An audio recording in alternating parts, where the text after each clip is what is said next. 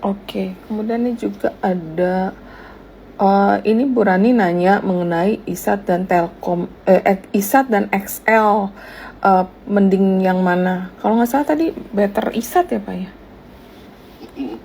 Ya memang kalau kita ngelihat sebenarnya Indosat itu punya pertumbuhan tahun lalu tuh yang cukup pesat kan ya, karena dampak dari merger.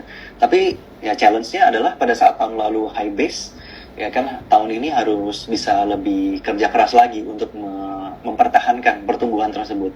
Ya kita lihat sih mungkin pertumbuhan tahun ini masih akan bisa dipertahankan, tapi nggak setinggi seperti yang tahun lalu.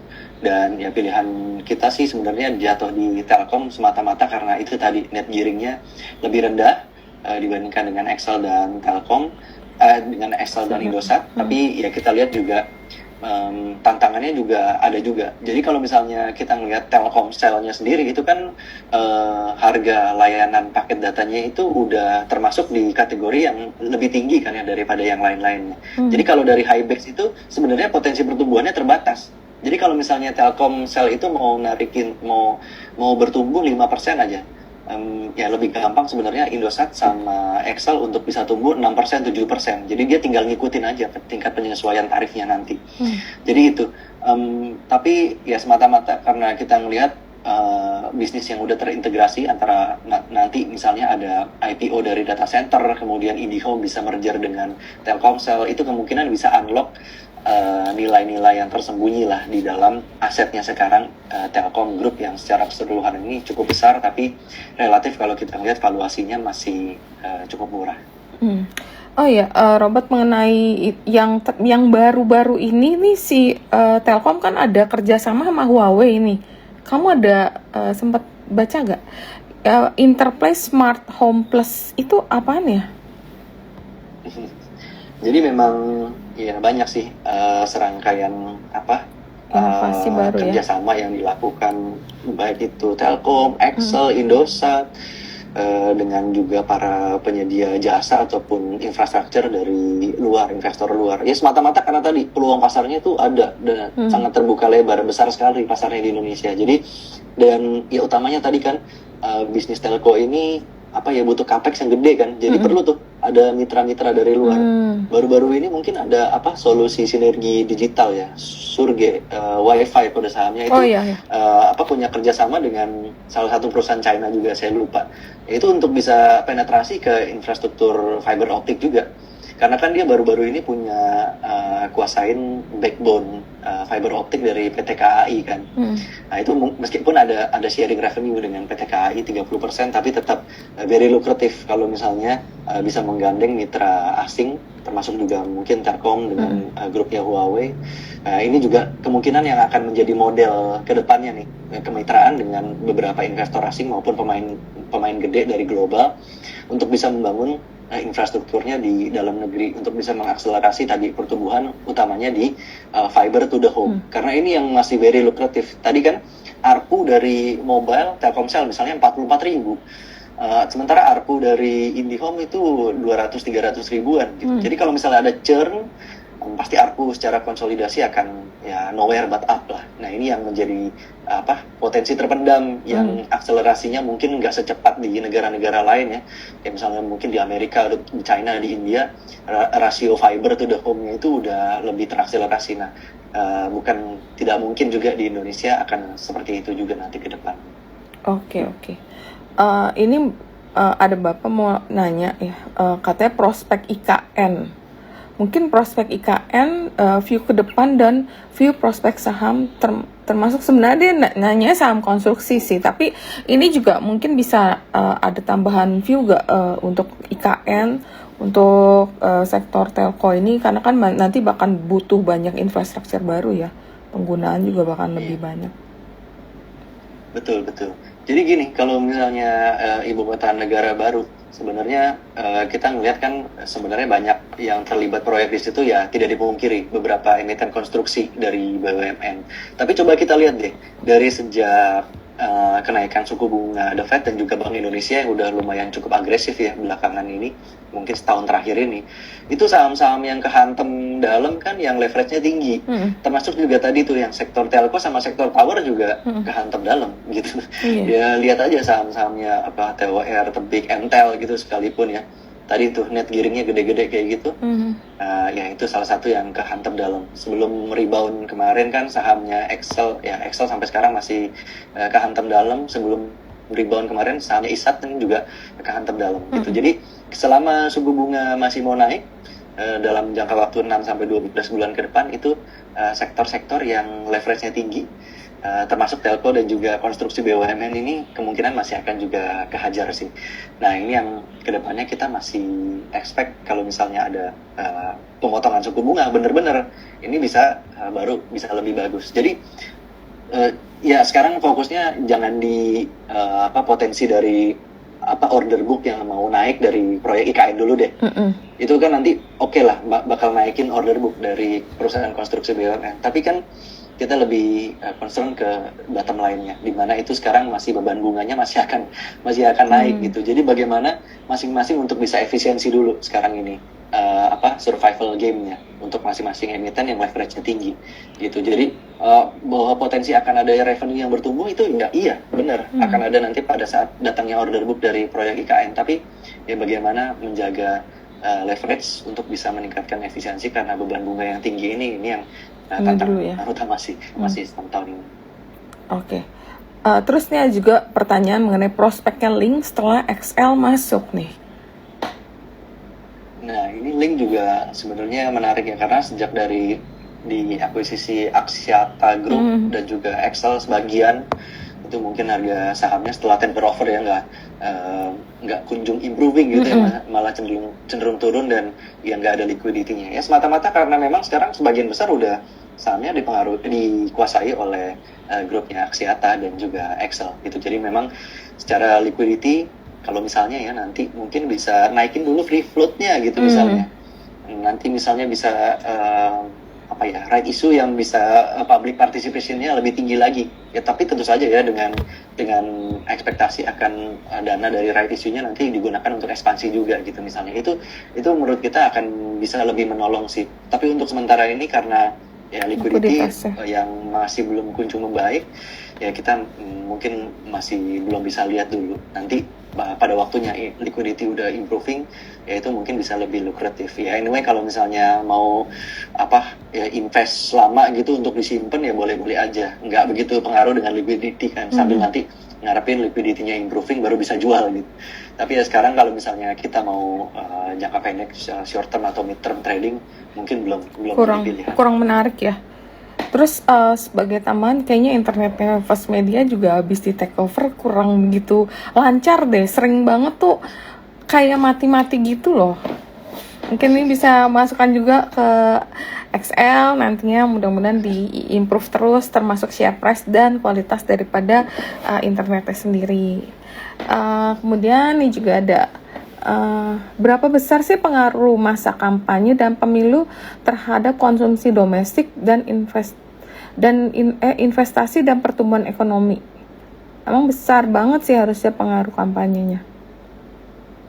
Ya betul, karena ya mungkin datanya saya nggak bawa di sini, tapi kecenderungannya pada saat pemilu itu kan ada social spending yang meningkat dari pemerintah, BLT ya, bantuan langsung tunai kayak gitu-gitu ya, subsidi maupun insentif-insentif yang meningkat nantinya kita akan lihat. Nah itu kan kalau misalnya kebutuhan pokok ibaratnya udah di cover sama pemerintah ya, jadi kan kebutuhan yang tersiernya, secondary maupun tersiernya akan meningkat kan, karena disposable masyarakat meningkat juga gitu. Jadi itu berdampak positif untuk peningkatan konsumsi domestik juga.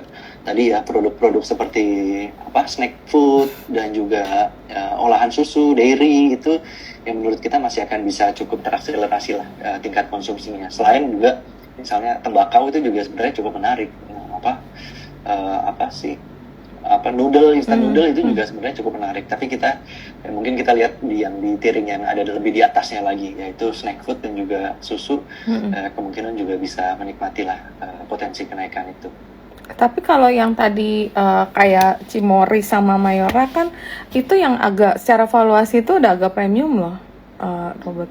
Ya kan? Iya betul.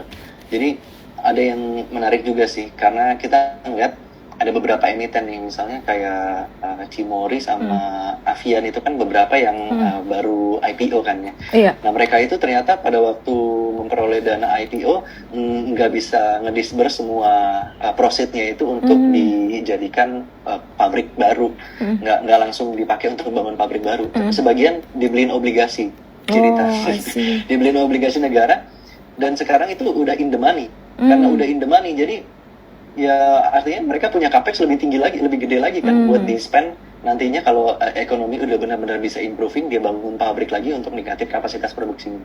Jadi itu sih yang mungkin masih agak luput gitu ya dari perhatian investor. Oke, untuk Avian kemungkinan minggu depan kita akan hadirkan di IIE nih, karena memang sebenarnya emitennya ya karena terkoreksi udah cukup banyak nih, mungkin kita bisa ngeliat potensi-potensinya nih kayak tadi Robert bilang juga nih minggu depan sih kayaknya webinar kita rencana. Nah kemudian ini ada pertanyaan juga ya, Kak MTEL kan anak usaha Telkom, menurut view Bapak Robert lebih overweight ke Telkom vs MTEL?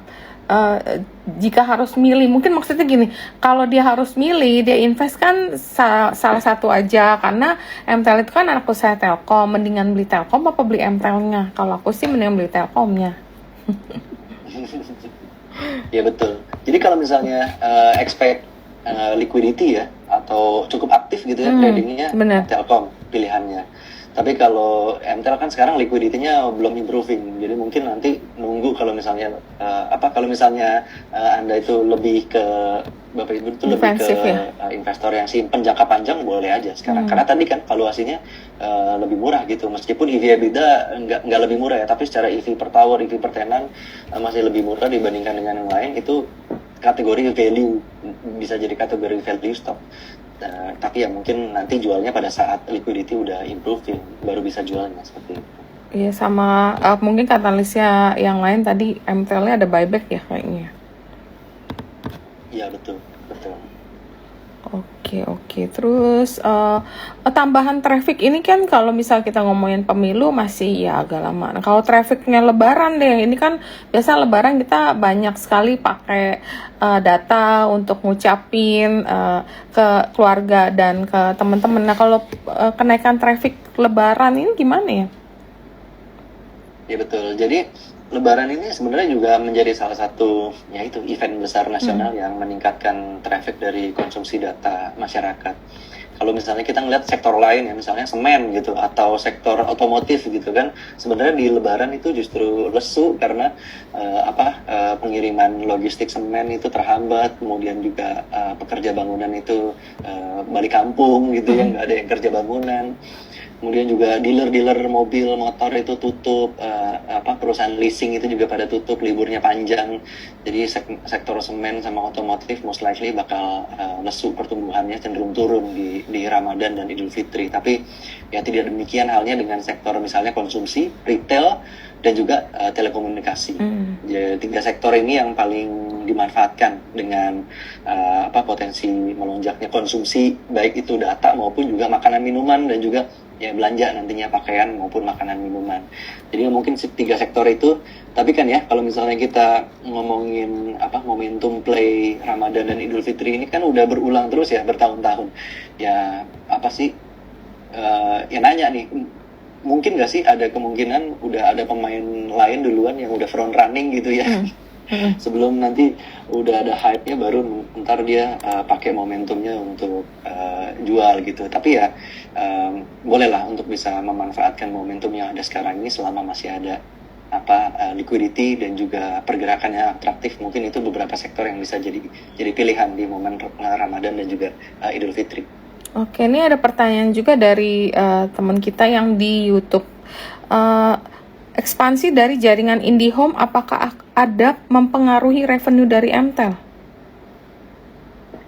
Ya, ekspansi jaringan IndiHome sebenarnya ya, IndiHome kan entitas yang berbeda sebenarnya, sister company dari MTEL. Namun nanti MTEL itu lebih besar exposure-nya ke Telkomselnya sebenarnya, karena tower-towernya itu banyak dihuni tenannya oleh Telkomsel. Tapi nanti pada saat Telkomsel sudah merger, antisipasi gitu ya, mengharapkan adanya merger antara Telkomsel dengan IndiHome, ya maka kemungkinan akan ada dampaknya juga nih di tower-towernya Mtel. Untuk sekarang kan udah beberapa yang di fiberisasi, jadi fiber to the towernya itu udah jalan, tinggal sekarang yang fiber to the home-nya gitu. Nah, itu akan dijalankan langsung oleh IndiHome-nya sih. Tapi kalau misalnya kita expect bahwa penetrasinya fiber to the home itu akan terakselerasi nantinya, ya tentu dengan sendirinya juga layanan data akan meningkat, ya kemungkinan permintaan untuk jasa tenancy di tower juga akan meningkat juga. Itu sih yang bisa mungkin pengaruhnya secara langsung atau tidak langsung antara IndiHome dengan Mtel. Itu kira-kira mergernya kapan sih, Robert? Ada timeline nggak kira-kiranya? Atau masih dalam pipeline? Nah itu timeline sepertinya masih dirahasiakan juga. Tapi kalau inisial pembicaraan inisial antara Telkom dengan Singtel itu ya sudah dimulai, dan masing-masing sudah menunjuk advisernya masing-masing. Jadi ya kita tunggu aja tingkat kepastiannya mungkin di semester 2 ataupun menjelang akhir tahun, karena kan proses merger itu nggak mudah ya, harus ada evaluasi, mungkin juga nanti ada tender offer gitu. Nggak tahu juga apakah nanti akan terjadi hal yang demikian. Oke, kemudian ini ada pertanyaan dari Pak Joko. Tanya Mas Bro, kalau untuk home atau komersial internet, apakah juga mempergunakan jasa towernya Mtel? Jadi kalau misalnya produk-produk yang kita lihat sekarang yang masuk rumah gitu ya, kan ada yang menggunakan jaringan fiber optik, jadi harus ada kabelnya dulu dicolok, kemudian modem wifi-nya colok ke kabel gitu kan. Nah itu menggunakan jaringan fiber optik. Tapi ada juga yang modemnya itu nggak usah dicolok ke kabel, jadi tinggal dicas aja ke listrik gitu. Dia modemnya itu pakai jaringan seluler. Itu bedanya ya, ada jaringan seluler dengan ada jaringan kabel fiber optik. Nah modem yang pakai jaringan seluler ini kan pakai 4G, jaringan seluler 4G LTE. Nah ini frekuensinya juga masih boleh dibilang masih cukup lebar nih bandwidthnya. Ya kebetulan saya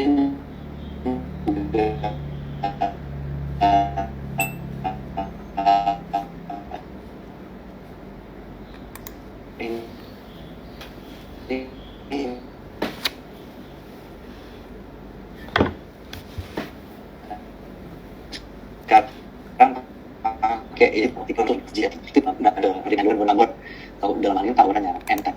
Tapi kalau yang colok IndiHome, yaitu menggunakan jaringan IndiHome yang merupakan sister company dari Mtel, jadi berbeda. Jadi itu sih. XL Home juga ada yang XL Home Fiber, ada juga yang XL Home yang menggunakan 4G LTE yang pakai jaringan seluler. Jadi itu kurang lebih. Product knowledge. Iya, bukan bener. salesman.